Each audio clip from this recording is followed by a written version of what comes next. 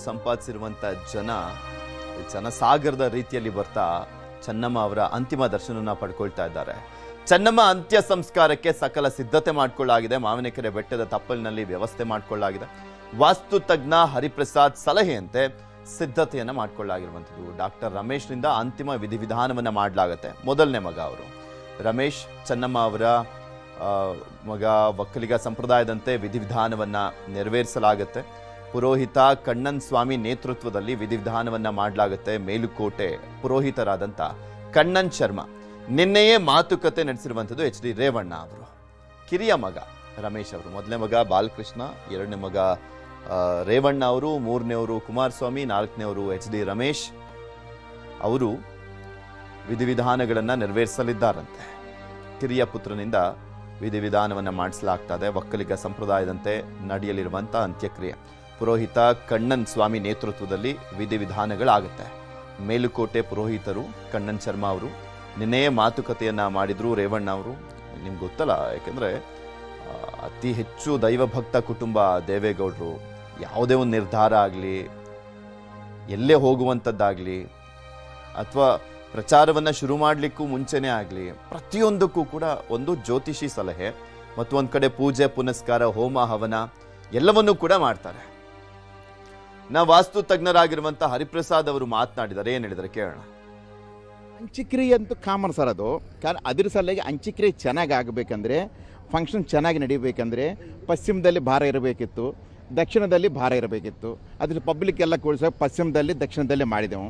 ದಕ್ಷಿಣದಲ್ಲಿ ಭಾರ ಇರಬೇಕು, ಪೂರ್ವದಲ್ಲಿ ಉತ್ತರದಲ್ಲಿ ಭಾರ ಇರಬಾರದು. ಕಡಿಮೆ ಪೂರ್ವದಲ್ಲಿ ಉತ್ತರದಲ್ಲಿ ಕಡಿಮೆ ಇರಬೇಕಿತ್ತು, ಭಾರ ಇರಬಾರದು. ಆ ಥರ ವ್ಯವಸ್ಥೆ ಮಾಡೈತಿ. ಈಗ ಏನಿಲ್ಲ, ಬದಲಾವಣೆ ಎಲ್ಲ ಚೇಂಜ್ ನೀಟಾಗಿ ಮಾಡಿಬಿಟ್ಟೈತಿ. ಈಗ ವಾಸ್ತು ಅವರು ಅದ ಬಗ್ಗೆ ಭಾರಿ ವಾಸ್ತುದಾಗಿ ಭಕ್ತಿದಲ್ಲಿ ಭಾರಿ ತುಂಬ ಇಂಟ್ರೆಸ್ಟ್ ಸರ್ ಅವ್ರಿಗೆ. ಅದು ಎಲ್ಲ ಚೆನ್ನಾಗಿ ಆಗತ್ತೆ ಸರ್ ಅಷ್ಟೇ. ಫಂಕ್ಷನು ದೇವ್ರ ದಯಿಂದ ಫಂಕ್ಷನ್ ಚೆನ್ನಾಗಿ ಆಗುತ್ತೆ. ಇದೆಲ್ಲದ್ರ ಬಗ್ಗೆ ಇನ್ನಷ್ಟು ಮಾಹಿತಿಯನ್ನ ಪಡ್ಕೊಳ್ಳೋಣ. ಸ್ಥಳದಿಂದಲೇ ನೇರ ಸಂಪರ್ಕದಲ್ಲಿದ್ದಾರೆ ನಮ್ಮ ಪ್ರತಿನಿಧಿ ಆನಂದ್. ನೋಡ್ತಾ ಇದ್ವಿ, ಈಗ ಆಲ್ರೆಡಿ ಅಲ್ಲೇ ಸಾಕಷ್ಟು ಜನ ಇದ್ದಂತೆ ಕಾಣಿಸ್ತಾ ಇದೆ. ವ್ಯವಸ್ಥೆಗಳು ಕೂಡ ದೊಡ್ಡ ಮಟ್ಟದಲ್ಲಿ ಆದಂತೆ ಕಾಣಿಸ್ತಾ ಇರುವಂಥದ್ದು. ಹೇಗಿದೆ ಸಿದ್ಧತೆ ವ್ಯವಸ್ಥೆ? ಎಷ್ಟೊತ್ತಿಗೆ ತಲುಪುವಂತ ಚಾನ್ಸಸ್ ಇರುವಂಥದ್ದು? ಎಷ್ಟೊತ್ತಿಗೆ ಅಂತ್ಯಕ್ರಿಯೆ ಆಗ್ಬೋದು? ಪೃಥ್ವಿ ಮಾಜಿ ಪ್ರಧಾನಿ ಎಚ್ ಡಿ ದೇವೇಗೌಡರ ಧರ್ಮಪತ್ನಿ ಚೆನ್ನಮ್ಮ ಅವರ ಅಂತಿಮ ಅಂತ್ಯಕ್ರಿಯೆ ಏನಿದೆ ಅದು ಇದೇ ಸ್ಥಳದಲ್ಲಿ ನಡೆಯುವಂಥದ್ದು. ನಿನ್ನೆಯಿಂದಲೂ ಕೂಡ ಸಿದ್ಧತೆಗಳು ಭರದಿಂದ ಸಾಗ್ತಾ ಇದೆ. ಈಗಾಗಲೇ ಎಚ್ ಡಿ ರೇವಣ್ಣ ಅವರ ನಿವಾಸದಲ್ಲಿ ಚೆನ್ನಮ್ಮನವರ ಪಾರ್ಥಿವ ಶರೀರವನ್ನು ಸಾರ್ವಜನಿಕ ದರ್ಶನಕ್ಕೆ ಇಡಲಾಗಿದೆ. ನಂತರದಲ್ಲಿ ಮೆರವಣಿಗೆ ಮುಖಾಂತರ ಏನು ಮಾವಿನಕೆರೆಯ ರಂಗನಾಥ ಸ್ವಾಮಿ ಬೆಟ್ಟದ ತಪ್ಪಲಿಗೆ ತೆಗೆದುಕೊಂಡು ಬರಲಾಗುತ್ತೆ. ಇದೇ ಜಾಗದಲ್ಲಿ ಇದೀಗ ಚೆನ್ನಮ್ಮನವರ ಅಂತ್ಯಕ್ರಿಯೆ ನಡೆಯುವಂಥದ್ದು. ಆ ನಿಟ್ಟಿನಲ್ಲಿ ನಿನ್ನೆಯಿಂದಲೂ ಕೂಡ ಸಾಕಷ್ಟು ಸಿದ್ಧತೆಗಳು ಸ್ಥಳದಲ್ಲಿ ನಡೀತಾ ಇರುವಂಥದ್ದು. ಯಾಕಂತ ಹೇಳಿದ್ರೆ ಬರುವಂಥ ಸುಮಾರು 1 ಲಕ್ಷಕ್ಕೂ ಹೆಚ್ಚು ಜನ ಬರುವಂಥ ನಿರೀಕ್ಷೆಯನ್ನು ಇಟ್ಕೊಳ್ಳಲಾಗಿದೆ. 40,000ಕ್ಕೂ ಹೆಚ್ಚು ಆಸನದ ವ್ಯವಸ್ಥೆಯನ್ನು ಕೂಡ ಮಾಡಲಾಗಿದೆ. ವಿವಿಐಪಿಗಳಿಗೆ ಒಂದು ಕಡೆ, ವಿವಿಐಪಿಗಳಿಗೆ ಒಂದು ಕಡೆ, ಬರುವಂಥ ಅರ್ಚಕರ ತಂಡ, ಪುರೋಹಿತರ ತಂಡ ಏನಿದೆ ಅವ್ರಿಗೆ ಒಂದು ಕಡೆ, ಮತ್ತೊಂದು ಕಡೆ ಸಾರ್ವಜನಿಕರಿಗೆ ದರ್ಶನದ ವ್ಯವಸ್ಥೆಯನ್ನು ಕೂಡ ಮಾಡಲಾಗಿದೆ. ಅಲ್ಲದೆ ಸುಮಾರು 2,000 ಪೊಲೀಸರನ್ನ ಬಿಗಿ ಬಂದೋಬಸ್ತ್ಗೆ ಬಳಸಿಕೊಳ್ಳಲಾಗಿರುವಂಥದ್ದು.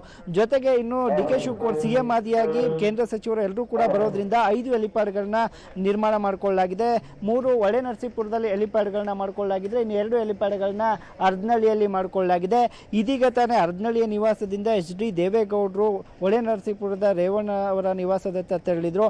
ಮತ್ತೊಂದು ಕಡೆ ರೇವಣ್ಣ ಅವರು ಅಷ್ಟೇ ಬೆಳಗ್ಗೆಯಿಂದಲೂ ಕೂಡ ಇಲ್ಲಿ ಸ್ಥಳ ಪರಿಶೀಲನೆ ನಡೆಸಿದ್ರು. ಒಂದಷ್ಟು ಅಂದರೆ ಸೂಚನೆಗಳನ್ನು ಕೂಡ ಕೊಟ್ಟರು. ಅವರು ಸಹ ಏನು ದೇವೇಗೌಡರ ಜೊತೆ ಹೊಳೆನರಸೀಪುರದ ತೆರಳಿರುವಂಥದ್ದು. ಇನ್ನು ಬಂದೋಬಸ್ತ್ಗಾಗಿ 2,000 ಪೊಲೀಸರನ್ನು ನಿಯೋಜನೆ ಮಾಡಿಕೊಂಡಿರೋ ಜೊತೆಗೆ 5 ಜನ ಎಸ್ ಪಿಗಳು ಮೊಕ್ಕ ಮೂಡಿರುವಂಥದ್ದು. ಹೊಳೆನರಸೀಪುರದಲ್ಲಿ ಒಬ್ಬರು, ಇಲ್ಲಿ ಏನು ಮಾವಿನಕೆರೆಯ ಬೆಟ್ಟದ ತಪ್ಪಲಿನಲ್ಲಿ ಒಬ್ಬರು, ಅರ್ಧನಹಳ್ಳಿಯಲ್ಲಿ ಒಬ್ಬರು, ಹಿಂಗೆ ರೊಟೀನ್ ಮಾಡ್ಕೊಳ್ತಾ ಪೊಲೀಸರು ಕೂಡ ಇರುವಂಥದ್ದು. ಇನ್ನು ಜರ್ಮನ್ ಟೆಂಟ್ಗಳು, ಯಾಕೆಂದರೆ ಮಳೆ ಬರುವ ಸಾಧ್ಯತೆ ಇರುವ ಹಿನ್ನೆಲೆಯಲ್ಲಿ ನೆನಿಬಾರ್ದು ಅಂತೇಳಿ ಜರ್ಮನ್ ಟೆಂಟ್ ವ್ಯವಸ್ಥೆಯನ್ನು ಕೂಡ ಮಾಡಿಕೊಳ್ಳಲಾಗಿದೆ. ಬರುವಂಥ ಗಣ್ಯರಿಗೆ ಯಾವುದೇ ಕಾರಣಕ್ಕೂ ಕೂಡ ಯಾವುದೇ ಗೊಂದಲಗಳು ನಿರ್ಮಾಣ ಆಗಬಾರ್ದು, ಯಾವುದೇ ಥರದ್ದು ತೊಂದರೆಗಳಾಗಬಾರ್ದು ಅಂತೇಳಿ, ಜೊತೆಗೆ ಒಂದಷ್ಟು ಎಮರ್ಜೆನ್ಸಿ ಹೆಲ್ತ್ ಕೇರ್ಗಳನ್ನು ಕೂಡ ತೆರೆದುಕೊಳ್ಳಲಾಗಿರುವಂಥದ್ದು. ಇನ್ನು ಬರುವಂಥ ಎಲ್ರಿಗೂ ಕೂಡ ಊಟ ಉಪಚಾರವನ್ನು ದರ್ಶನವನ್ನು ಕೂಡ ಮಾಡಿಸಿ ಕಳಿಸ್ಬೇಕು ಅನ್ನುವ ನಿಟ್ಟಿನಲ್ಲಿ ಒಂದಷ್ಟು ಸಿದ್ಧತೆಗಳನ್ನು ಕೂಡ ಮಾಡಿಕೊಳ್ಳಲಾಗ್ತಾ ಇದೆ. ನಾನು ನಿಮಗೆ ದೃಶ್ಯದಲ್ಲಿ ತೋರಿಸ್ತಾ ಹೋಗ್ತೇನೆ. ಒಂದು ಕಡೆ ಏನು ಅರ್ನಳ್ಳಿಯ ಎಡಭಾಗದಲ್ಲಿ ಊಟ ಉಪಚಾರಕ್ಕೆ ವ್ಯವಸ್ಥೆಯನ್ನು ಮಾಡ್ಕೊಂಡಿದೆ, ಬಲಭಾಗದಲ್ಲಿ ಅಂತ್ಯಕ್ರಿಯೆಗೆ ವ್ಯವಸ್ಥೆಯನ್ನು ಮಾಡ್ಕೊಂಡಿರುವಂಥದ್ದು. ಬರುವಂಥ ಸುಮಾರು 1 ಲಕ್ಷದವರೆಗೂ ಜನ ಬಂದರೂ ಕೂಡ ಅಷ್ಟು ಜನಕ್ಕೂ ಕೂಡ ಊಟ ಉಪಚಾರವನ್ನು ಮಾಡ್ತೀವಿ ಅಂತೇಳಿ ಈಗಾಗಲೇ ಸುಮಾರು 100ಕ್ಕೂ ಹೆಚ್ಚು ಬಾಣಸಿಗರು ಅಡಿಗೆ ತಯಾರಿಯಲ್ಲೂ ಕೂಡ ತೊಡಗಿರುವಂಥದ್ದು.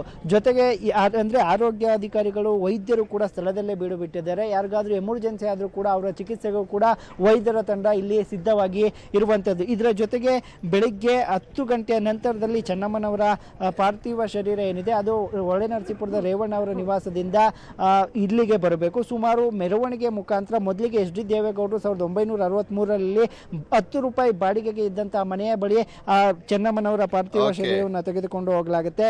ಅಲ್ಲಿ ಲಕ್ಷ್ಮೀ ನರಸಿಂಹಸ್ವಾಮಿ ದೇವಸ್ಥಾನದಲ್ಲಿ ತೀರ್ಥ ಪ್ರಸಾದವನ್ನು ಪ್ರೋಕ್ಷಣೆ ಮಾಡಿ ನಂತರ ಚೆನ್ನಮ್ಮನವರು ಒಡವೆ ಅಡವಿಟ್ಟು ತೆಗೆದುಕೊಂಡಿದ್ದ ಜಮೀನು ಏನಿದೆ ಅದು ಪಡುಲಿಪ್ಪೆಯಲ್ಲಿರುವಂಥದ್ದು ಅಲ್ಲಿಗೂ ಕೂಡ ತೆಗೆದುಕೊಂಡು ಹೋಗಿ ನಂತರದಲ್ಲಿ ಸುಮಾರು ಮಧ್ಯಾಹ್ನ 2 ಗಂಟೆಯ ವೇಳೆಗೆ ಅಂತ್ಯಕ್ರಿಯೆ ಸ್ಥಳದ ಜಾಗ ಏನಿದೆ ಇಲ್ಲಿಗೆ ಚೆನ್ನಮ್ಮನವರ ಪಾರ್ಥಿವ ಶರೀರ ಆಗಮಿಸುತ್ತೆ. ಪೃಥ್ವಿ.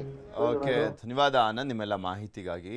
ನಿಮಗೆ ತೋರಿಸ್ತಾ ಇದ್ವಲ್ಲ ಯಾವ ರೀತಿಯ ವ್ಯವಸ್ಥೆ ಸಿದ್ಧತೆ ಮಾಡ್ಕೊಳ್ಳಾಗಿದೆ ಅನ್ನುವಂಥದ್ದು. ಮತ್ತು ಒಂದು ಕಡೆ ಅನಸೂಯ ಅವರು, ಎಚ್ ಡಿ ರೇವಣ್ಣ ಅವರ ಕುಟುಂಬದವರೆಲ್ಲ ಅಲ್ಲೇ ಇದ್ದಾರೆ.